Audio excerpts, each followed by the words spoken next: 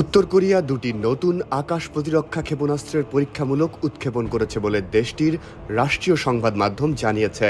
দেশটির নেতা Kim Jong উন নিজে এই ক্ষেপণাস্ত্র পরীক্ষা তদারকি করেছেন। আজ রোববার কোরিয়ান সেন্ট্রাল নিউজ এজেন্সি জানায়, গতকাল চালানো এই পরীক্ষায় দেখা গেছে দুটি উন্নত ক্ষেপণাস্ত্র ব্যবস্থা ভালো যুদ্ধ সক্ষমতা দেখিয়েছে।